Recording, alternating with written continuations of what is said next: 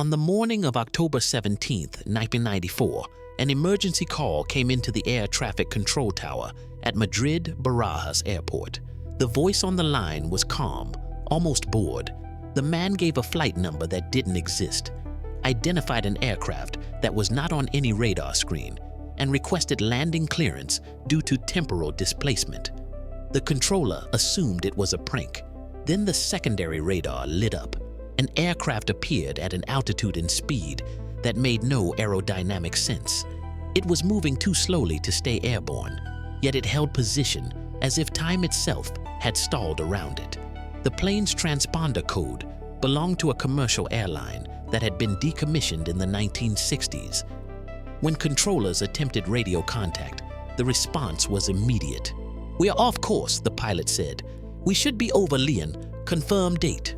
The controller answered without thinking. October 17th, 1994. Silence followed. Then the pilot spoke again. His voice no longer controlled. "That's not possible." No alarms. When airport security boarded the plane, they found 36 passengers seated calmly, many of them reading newspapers dated July 1954. The crew uniforms matched that year. The cockpit instruments were analog, hand-calibrated, obsolete by decades.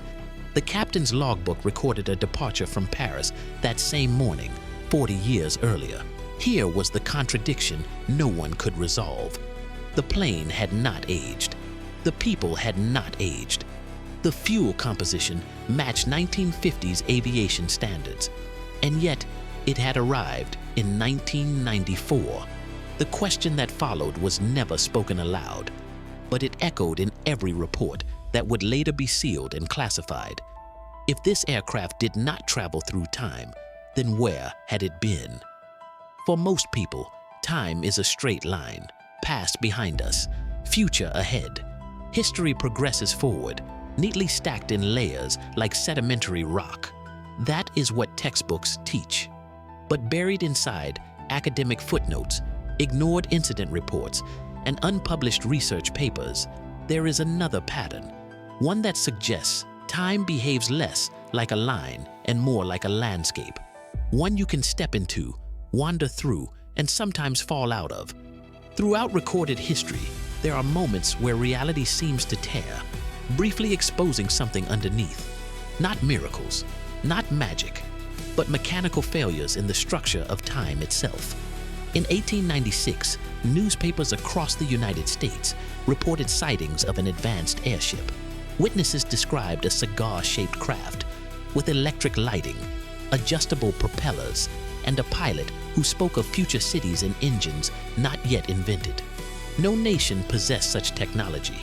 The sightings moved east to west, as if tracking a deliberate route. Then they stopped. In 1938, archaeologists excavating a tomb near Xi'an uncovered an aluminum alloy artifact embedded in a sealed layer dated to the Han Dynasty.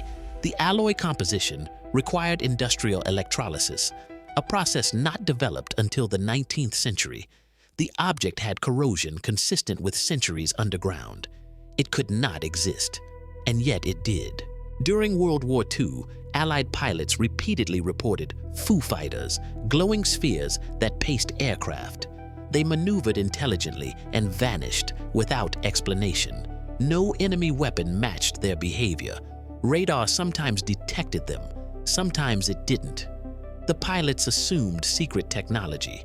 After the war, no such technology was found. Each of these incidents exists in isolation, dismissed as anomaly, hoax, or misinterpretation. But when mapped together across time and geography, a pattern emerges, not of invention or coincidence, but of intrusion. Archaeology tells us when civilizations rose and fell. Astronomy tells us how the universe moves. Anthropology tells us how humans behave. And geology tells us how the Earth records time itself. And across all four disciplines, there are fractures, layers where something is missing, or something is present that should not be. Take the Antikythera mechanism. Discovered in a shipwreck off the coast of Greece in 1901, it was initially dismissed as debris. Only decades later, did X-ray analysis reveal its true nature. Interlocking bronze gears, machined with precision comparable to 18th century clockwork. It modeled planetary motion, predicted eclipses, calculated celestial cycles decades in advance. It was built around 100 BCE. No other device like it appears for over 1,000 years. Or consider the Peary Race map, drawn in 1513, depicting Antarctica with ice-free coastlines. Antarctica would not be officially discovered until 1820. The ice sheets covering its landmass formed thousands of years earlier. The map's source material referenced charts from the time of Alexander, charts that should not exist. Then there are the stories that don't fit into artifacts or ruins, stories told by ordinary people who had nothing to gain. In 1950, a man was detained at Tokyo's Handa Airport. His passport appeared legitimate, stamped with visas from multiple countries. The problem was the country of origin. Torrid. He insisted it existed between France and Spain. When shown a map, he pointed to Andorra and claimed it was mislabeled. He said he had traveled internationally for years. Authorities placed him in a hotel room under guard while they investigated. By morning, he had vanished. The locked room was empty. The guards were still outside. Psychologists often explain such cases as confabulation, misidentification, or delusion, but those explanations fail when physical evidence aligns with the story. When documents, materials, and witnesses corroborate details that could not be fabricated. Across continents, similar cases appear. In the UK, reports of time slips cluster around specific locations. Bold Street in Liverpool, Versailles Gardens in France, the village of Kersey in Suffolk. People describe stepping into another era for minutes or hours, interacting with individuals who later proved to have died decades earlier, then returning with no physical transition, no dizziness, no sensation of movement, just a change. What textbooks never emphasize is that history is not continuous.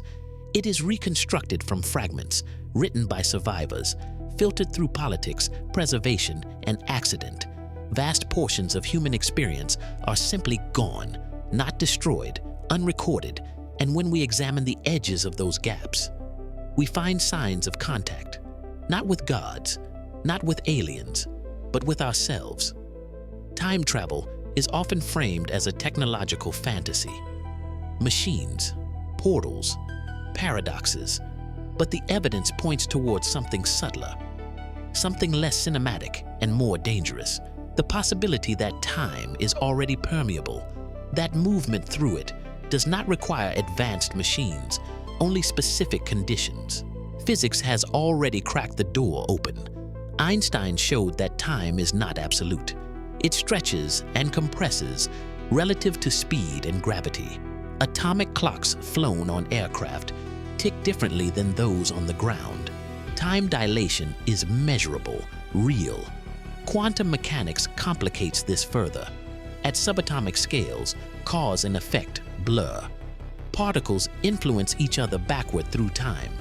Information appears to travel without moving. Events are not fixed until observed. If time is not a solid barrier, but a probabilistic field, then the anomalies begin to make sense. Geology offers another clue. The Earth's magnetic field has reversed dozens of times throughout history. During these reversals, the field weakens dramatically. Cosmic radiation penetrates deeper. Electronic systems fail. Biological mutation rates increase. Some researchers have proposed that these periods also destabilize temporal coherence, that the planet briefly becomes less anchored to its timeline. Anthropology adds another layer. Many ancient cultures speak of ages rather than years, cycles of creation and destruction, time not as progression, but recurrence. The Maya calendar was not counting forward to an end, but tracking resets. Hindu cosmology describes vast cycles of existence measured in billions of years. Even Norse mythology ends with Ragnarok, followed by renewal. Across continents that never communicated, the same idea appears. Civilization rises, falls, returns. The forbidden explanation is not that ancient people were guessing. It is that they remembered. What if time travel is not a human invention, but a human inheritance? Not something we create, but something we occasionally stumble into. A natural property of reality that interacts unpredictably with consciousness, environment, and catastrophe. This would explain why time travelers are never deliberate. They don't arrive in machines. They arrive confused, displaced, out of context. Pilots asking for the date. Soldiers claiming wars that haven't happened yet. Children speaking languages no one taught them. It would explain why evidence is scattered and inconsistent. Why artifacts appear centuries early. Why knowledge blooms suddenly and vanishes just as fast. Why civilizations sometimes seem to inherit information without a clear source. The pattern behind the pattern begins to emerge when you stop asking who traveled and start asking when time itself breaks. Major anomalies cluster around periods of environmental stress. Climate shifts, magnetic instability, seismic upheaval, the Younger Dryas, the Bronze Age collapse, the fall of Rome, the late medieval crisis, the Industrial Revolution. Each marks not just social change, but physical transformation of the planet. As if stress fractures in reality open briefly under pressure, and then comes the twist. If time travel has already happened, not once, but many times, then history is not fixed. It is self-correcting.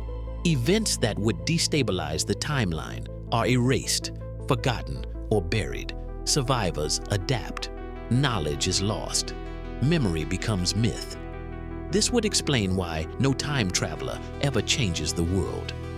Because those who do are removed. Their stories dismissed. Their evidence destroyed. The timeline resists alteration. And that resistance may not be passive. Which brings us to the warning. Modern civilization is placing unprecedented strain on the planet. Climate instability, electromagnetic saturation, nuclear testing, artificial intelligence, space-time manipulation through particle accelerators. We are recreating, intentionally or not, the same conditions that preceded earlier collapses. If time fractures under stress, then the future may already be bleeding into the present. Not through invasion, through leakage, or the last before another reset. And if time is not a line but a loop, then somewhere ahead of us, someone may already be telling this story again. Because the most unsettling possibility is not that time travel will happen. It's that it already has. And we just haven't reached the part where we understand why. The files connected to the Madrid incident were sealed for 30 years. When they were finally declassified under a routine transparency review, most journalists skimmed past them. There was no scandal, no political fallout, no obvious crime, just technical language, missing appendices, and a concluding statement that read like an apology written by someone who didn't fully understand what they were apologizing for. The passengers were never identified. No families came forward. No missing persons reports matched the names in the logbook. It was as if the people on that plane had never existed. But one document stood out. A supplemental memo written by a systems analyst tasked with evaluating the aircraft's instrumentation. He noted that while the technology was consistent with the 1950s, several components showed microfracturing patterns identical to materials exposed to extreme gravitational shear, the kind only observed near black holes or during high-energy particle experiments, conditions that, in theory, distort time. He concluded with a sentence that was later crossed out in black ink. The aircraft may not have traveled through time. Time may have passed around it. That idea, buried and dismissed, would quietly resurface decades later in a very different setting. In 2012, researchers at CERN detected anomalies during routine calibration of the Large Hadron Collider. Subatomic particles were arriving fractions of a second earlier than predicted. Not consistently, not enough to declare a breakthrough, just enough to unsettle the physicists who noticed the discrepancy. Most assumed equipment error. A few didn't. One internal discussion thread raised an uncomfortable possibility that under certain energy thresholds, space-time might not behave as a smooth continuum, but as a layered structure, a stack of overlapping moments that normally remain isolated from one another until something shakes them loose. Like tectonic plates, geologists have long known that earthquakes do more than shift land. They release enormous electromagnetic pulses. They distort gravity locally. They alter ionization in the atmosphere.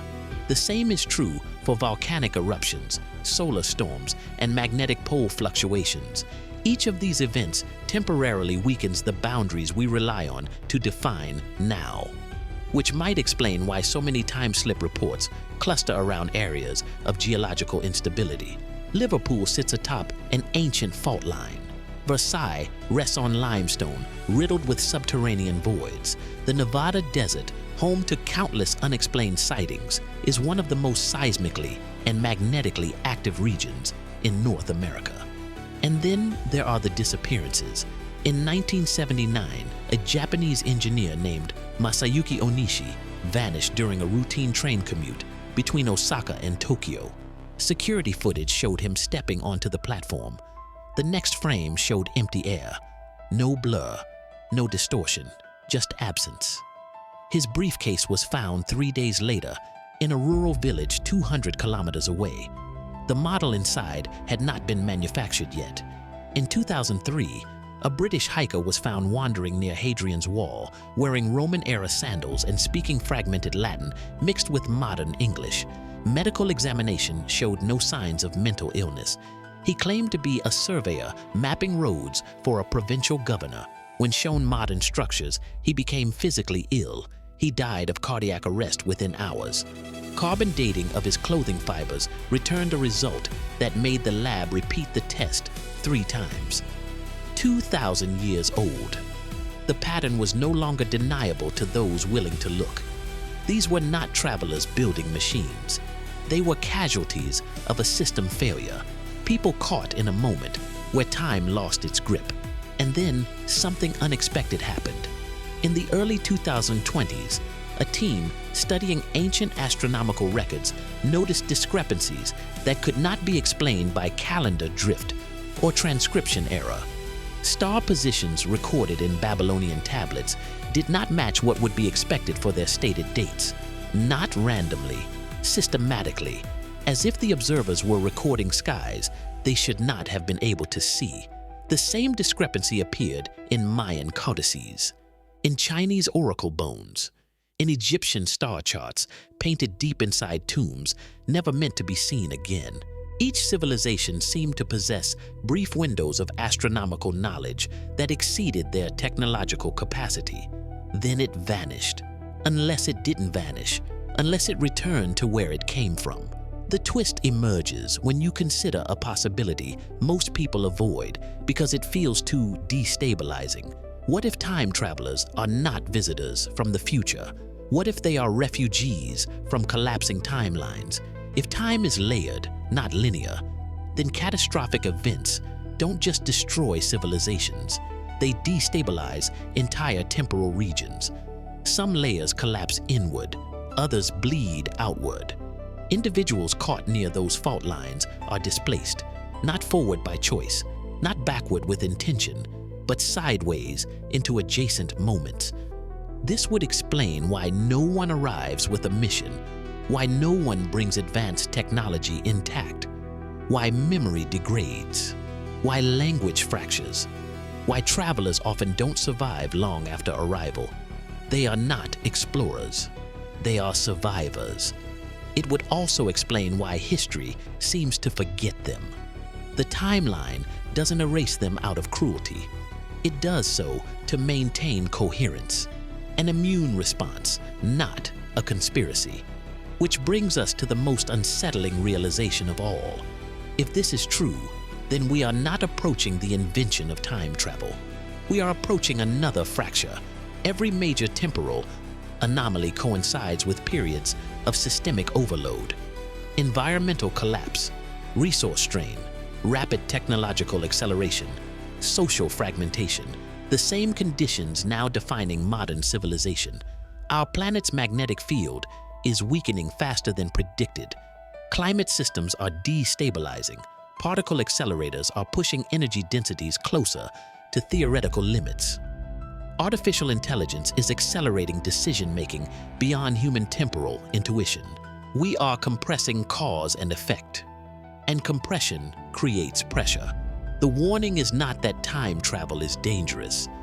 The warning is that we may be destabilizing time itself, but the story does not end in despair, because there is another pattern hidden beneath the chaos, one that suggests time is not merely fragile, but adaptive. Every civilization that collapsed left behind something essential: a story, a structure, a warning encoded in myth. The flood narratives, the cycles of ages, the insistence that knowledge must be preserved in stone, not paper, in ritual, not records. They were not just remembering the past, they were preparing for recurrence, to preserve continuity where others lost it. Perhaps this is why the stories keep surfacing now. Why declassified files are being released. Why ancient sites are being re-examined. Why the idea of time travel is shifting from fantasy to physics. Not because we are ready to travel through time, but because time is preparing to travel through us. And the final question, the one that lingers after every anomaly, every artifact, every displaced soul, is not whether time travel exists. It is this: if people from the past have already fallen into our present, and if fragments of the future have already shaped our history, then what responsibility do we have to the next cycle? Will we leave warnings? Will we encode knowledge that survives collapse? Will we recognize the moment reality begins to bend again? Or will someone, decades from now, open a sealed file, read about our disappearance, and ask the same question we are asking now? Where did they go? And more importantly, did they see it coming? Because if time is not a straight line, but a recurring path, then somewhere ahead, someone is already standing at the edge of another fracture. And this time, it might be us. Some questions don't come with clear answers. Some stories don't end. They linger. What matters is not what we think we know, but what we're willing to question. If this story made you pause, reflect, or look at the world a little differently, then it's done its job. Thank you for watching. If you enjoy thoughtful stories grounded in reality, curiosity, and careful analysis, subscribe to the channel and turn on notifications.